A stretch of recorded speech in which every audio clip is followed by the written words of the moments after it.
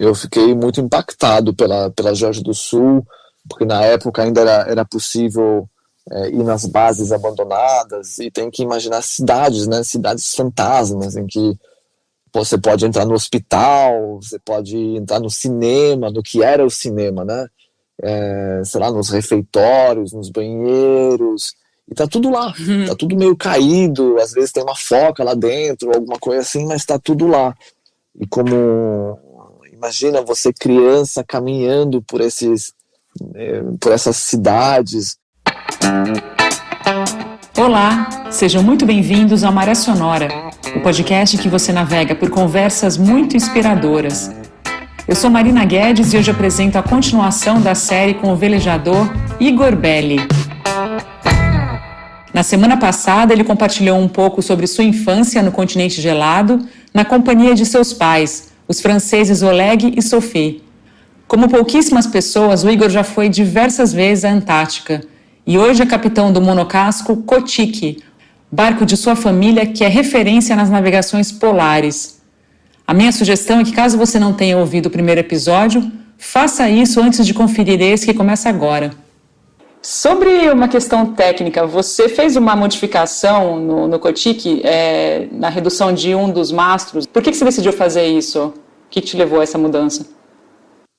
Já era a ideia do meu pai tirar um dos mastros, mas não era uma ideia que ele, quem sabe, estava pronto para fazer, tinha certas dúvidas.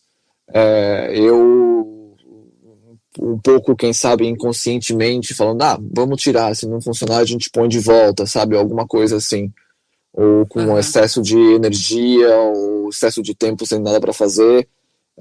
Nas Malvinas, um inverno com os filhos do Jérôme Poncet, aliás, que tinha um guincho. Eu falei, o que a gente faz amanhã? Você não queria tirar seu mastro? Quero, então vamos tirar o seu mastro. Literalmente foi assim, tipo, amanhã não tem vento, vamos, bum, tirou o mastro. E o resultado foi bom. A posição dos mastros inicial no Kotiki, os dois mastros eram mais para frente. O que fazia que o mastro de trás, a mezena, tinha uma retranca relativamente grande, ou seja, tinha uma vela com uma área importante. Uns 20 anos atrás, meu pai trouxe os dois mastros para trás, querendo aumentar o triângulo da frente, para ter uma genoa maior e uma trinqueta maior. O que deu um resultado bom. Mas o lado negativo foi que a retranca traseira teve que ser cortada. E acabamos ficando com uma vela, uma mezena alta e curta. E atrás de um mastro que era muito forte, digamos, era um mastro do mesmo diâmetro que o mastro frontal, que na hora não tinha outro mastro para colocar, então ficou esse mesmo mastro. Então era uma vela que a gente usava super pouco, porque no vento de popa ela incomodava a mestra, no vento de través ela ajudava, e na orça o mastro era tão grande que a vela atrás desse mastro não pegava muito vento, digamos. Então era uma vela que ajudava pouco, digamos, ela ajudava em 10% do tempo, ela ajudava, mas em 90% do tempo ela não ajudava, e era um mastro pesado. Se você coloca mastro, mais estaiamento, mais vela, mais retranca, você chega a 600, 700 quilos no nosso caso. Ela gera muito atrito, porque quando tem vento contra é um mastro a mais. Então eu estava num pique de querer reduzir um pouco as coisas, reduzir o peso do barco, tirando coisas que eram inúteis. Então foi uma aposta, e a aposta deu certo. Legal, muito legal. Eu queria saber um pouco, uma outra questão, um pouco mais de não técnica agora.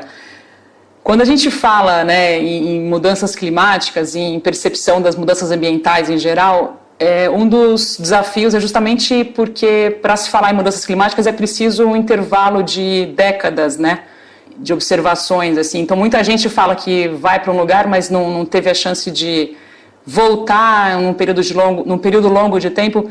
E você, Igor, tem essa história aí muito legal de poder retornar inúmeras vezes à Antártica, então ter vários anos, né, de viagens para lá. Como é que é a tua percepção da paisagem, de eventuais mudanças no cenário do continente antártico ou da península? O que você pode falar sobre isso? Olha, eu vou começar falando que eu não sou um especialista na questão, então, por favor, não mal interprete o que eu vou dizer, tá? Eu não sou climatólogo, digamos. O que eu percebo é que as coisas mudam. Eu lembro, por exemplo, quando eu era pequeno na Península Antártica, eu não tenho lembrança de chuva. Eu tenho lembrança de neve no verão, tá? Sempre no verão. E hoje em dia é relativamente comum ter chuva na Península Antártica. Não é mais uma coisa excepcional, assim. Agora, sempre eu estou comparando lembranças de uma criança que não necessariamente lembra de tudo, porque a neve marca muito mais do que a chuva, que era uma coisa muito mais especial, muito mais bonita, dá para fazer boneco de neve, né? Muito mais interessante do que chuva. Agora, também dá para ver que os pinguins estão mudando de lugar, dependendo da raça de pinguim. Tem lugares onde antigamente não tinha pinguim e agora tem pinguim, ou as espécies vão mudando, isso também a gente consegue reparar. A gente repara também que a gente não usa os mesmos lugares para decorar, porque os ventos dominantes mudaram um pouco, mas se eu tivesse que dizer assim hoje, o que você acha? Faz mais calor agora do que antes? Eu diria que sim. Mas não quer dizer que isso está acontecendo. Eu não sei. Essa é só a minha opinião e é importante isso ficar bem claro. E você falou de pinguins há pouco e eu andei lendo que eu queria confirmar com você se realmente o Gentoo é o seu tipo de pinguim preferido, é verdade isso?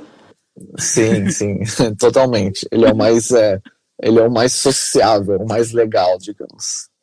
É fácil você sentar do lado do ninho do Gentoo. E se você tem um pouco de paciência em não congelar, depois de meia hora, ele já ficou seu amigo. Você já faz parte como se tivesse seu próprio ninho e é amiguinho dele. Enquanto os outros são um pouquinho mais reticentes, digamos.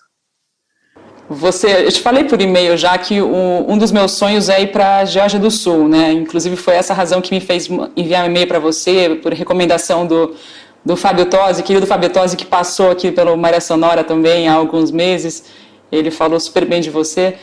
E aquela quantidade gigantesca de pinguins reina na Geórgia do Sul, como é que foi para você? Você foi já algumas vezes para lá, não sei quantas. Eu queria te pedir para falar um pouco sobre as suas viagens para a Geórgia do Sul. Sim, eu fui não tantas vezes quanto para a Antártica. Eu devo ter ido umas 10 vezes para a Geórgia. E realmente eu acho que é o lugar mais extraordinário que eu conheço. Ele não é tão especial quanto a Antártica, porque a Antártica é diferente do que a gente pode imaginar, né? É só gelo e pedra a Antártica. É uma coisa assim grandiosa. Não sei se eu vou falar grandiosa em português, mas acho que vai dar para entender. E a Geórgia do Sul, não é tão assim de outro mundo, mas imagina os Alpes no mar, no meio do mar. Tipo, as montanhas saem do mar, tem verde, tem essa vegetação e tem uma quantidade de bicho impressionante. Assim, tem colônias de pinguins que chegam, eu nunca contei, né? Mas dizem até 600 mil indivíduos numa praia. Isso, e esses indivíduos não estão escondidos em casas, edifícios, ou prédios, desculpa, estão na praia, estão ali. estão grudados um no outro. Então essa massa de pinguim gigante, gigante, e entre eles tem focas e outros pássaros, tem e uma paisagem incrível, né? Geórgia do Sul também tem muita história, né? Tem história da a caça das baleias, com essas bases abandonadas. E a outra particularidade da Geórgia do Sul é a dificuldade de acesso, né? Ela ainda é mais difícil de acesso do que a Antártica, o que faz que ela ainda mais exclusiva. E quando vai para lá de veleiro, as viagens são mais longas, então a gente fica lá mais tempo, e isso marca mais uma criança também, né? Eu lembro que as primeiras vezes que eu fui, eu fiquei muito impactado pela Geórgia do Sul, porque na época ainda era possível ir nas bases abandonadas, e tem que imaginar cidades, né? Cidades fantasmas, em que você pode entrar no hospital, você pode entrar no cinema, no que era o cinema, né? Sei lá, nos refeitórios, nos banheiros, e tá tudo lá, tá tudo meio caído, às vezes tem uma foca lá dentro, alguma coisa assim, mas tá tudo lá.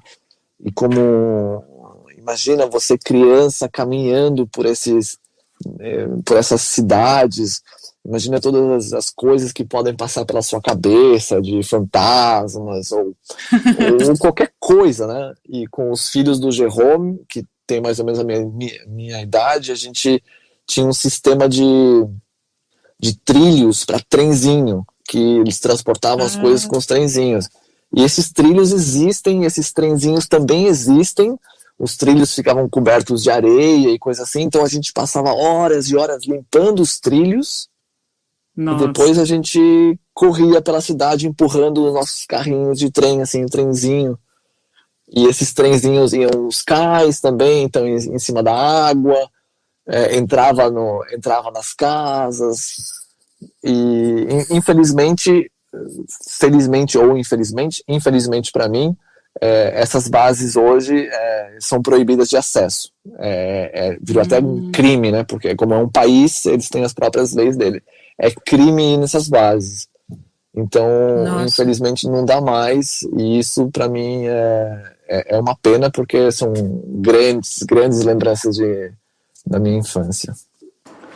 Nossa, que especial deve ter sido, né? Eu tive, Igor, a alegria de conversar com o Jerome algumas vezes por Skype, há alguns meses. Ele falou que eles foram para lá agora em fevereiro e ficou surpreso com a papelada de burocracia para chegar lá, para receber as autorizações de ir para a Geórgia do Sul dessa vez, que notou também mais animais e tal, mas muito papéis, né? Muitos papéis para permissão da visita, enfim, que chamou a atenção dele. Eu me lembro que ele falou isso. Sim, não só para a Geórgia do Sul, né? Para a Antártica também, que a gente fica falando de todas as maravilhas, mas existe uma burocracia importante para a Geórgia do Sul, que é um país, então digamos que é uma nação independente que faz o que quiser, digamos, mas mesmo para a Antártica, que faz parte do tratado, a burocracia é cada dia mais importante. Eu não vejo isso de uma maneira positiva, mas é uma coisa que a gente não tem como influenciar, digamos, e eu acho que ela é proporcional à quantidade de pessoas que vão. Mas tem gente querendo ir, mas tem burocracia para ir. E infelizmente não é uma coisa que tenha costume de ir para trás, né? Sempre vai para frente, sempre tem mais. Sempre tem mais. Ah, pode isso, não pode aquilo.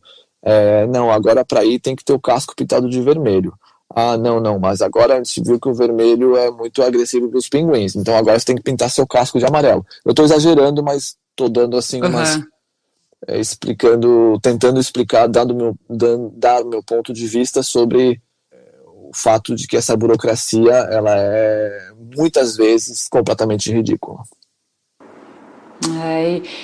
pegando carona aí nessa questão do turismo, de viagens lá, até uma continuação do que você já começou a falar, né? Como é que você está vendo, então, o turismo na Antártica como um todo? Como é que você avalia a presença aproximada de 40 mil pessoas anualmente? Claro que isso falando também de quem vai de cruzeiro, né? Naqueles navios imensos, enfim. Qual que é a tua percepção do turismo atualmente na Antártica, Igor? Olha, eu acho que tem duas coisas. A primeira que eu vou falar é que, bom, quando eu era pequeno éramos os reis, não tinha ninguém, né? Então você se sente único, você se sente o rei da parada, sabe? Quando você vê um navio ou vê outro veleiro, você está feliz porque é companhia, é coisa nova. Hoje em dia, o dia que você não vê um navio é um dia feliz. Um dia que você consegue parar num lugar e não tem outro veleiro no mesmo lugar que você também está feliz. Então, esse aspecto ele é um pouco chato, ele é um pouco decepcionante para mim, mas eu acho que o turismo na Antártica ele é normal, ele eu diria, inevitável, porque, sei lá, eu sou o primeiro embaixador da beleza da Antártica, e se eu contar para você que a Antártica é o lugar mais maravilhoso do mundo, você não vai querer ir para lá? Vai. E por que você não teria direito de ir para lá? Não faz sentido. Por que eu sim e você não? Não faz muito sentido. Então, eu acho que o turismo na Antártica, apesar de ter muita gente, ele é relativamente bem organizado, e eu acredito que o impacto que ele tem na Antártica, ele não é tão grande. Obviamente, ele é maior do que se não tivesse ninguém. Isso não precisa nem falar. Mas, tanto por parte dos veleiros como por parte dos navios, eu acho que as pessoas que vão para lá tomam muito cuidado com a Antártica, e isso é muito bom.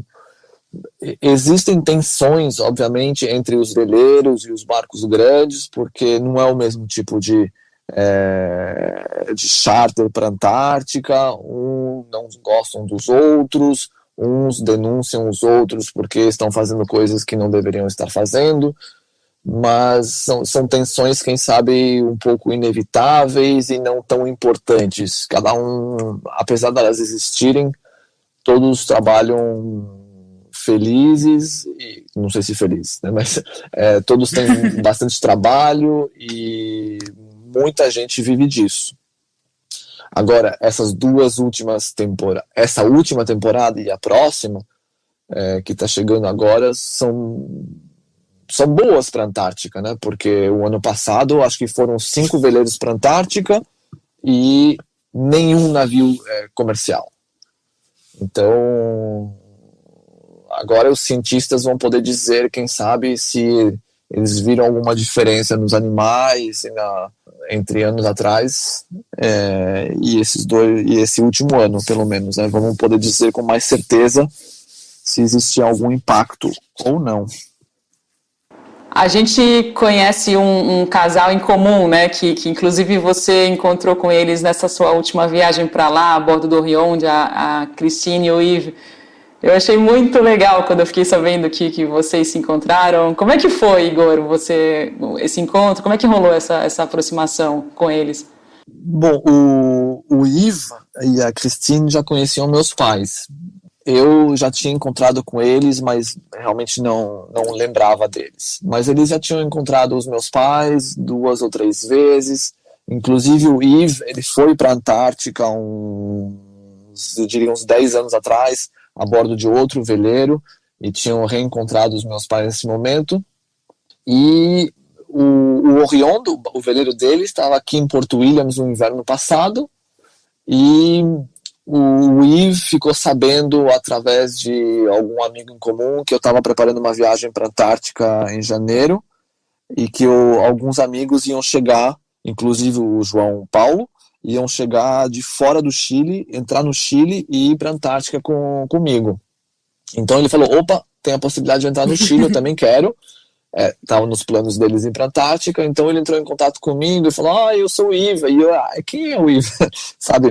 Mas aí quando eu vi ele, eu falei, conheço essa pessoa de algum lugar. Mas, bom, passaram meses. E então a gente meio que organizou, não juntos, mas conforme ele ia tendo alguma informação sobre como entrar no Chile que eu não tinha, ele me passava e vice-versa. E a gente se encontrou aqui em Porto Williams quando ele entrou no país. E eles foram para a Antártica, fizeram uma viagem muito legal na Antártica, aproveitando muito, porque não tinha ninguém, só tínhamos nós, tipo, tinha 4 veleiros em simultâneo, a gente super pro sul, eles mais pro meio da península, e era como nos velhos tempos, sabe, quando a gente se encontrou, era tipo festa, porque você fica feliz de encontrar outras pessoas. Foi muito legal. E voltando para cá, Porto Williams, eles ficaram um tempo e logo começaram a navegação deles para voltar para a Europa, onde eles já estão, se não me engano. Está nos nossos planos fazer uma visita para eles em Grenoble. Eu quero muito encontrar. Eu falei com ele recentemente por mensagens, e eles mandam, né, por e-mail aqueles diários, né, aqueles relatos diários. Eu não falo francês, eu confesso, não leio muito mal, mas uso um maravilhoso tradutor online para compreender as mensagens deles. Eles são muito queridos, muito engraçados, né? Eles são típico casal de franceses aposentados que na cabeça continua super jovem, sabe? Então tem festa, opa, vamos lá, sabe? Vamos pescar. Sim. Tudo é positivo, é muito agradável estar com eles. Eles não param, eles têm mais energia que eu tenho às vezes. Eu vejo eles saindo para caminhada, para rolê ali, aqui subir, não param. Eu lembro, a gente encontrou com eles algumas vezes também nas Marquesas, e quando eles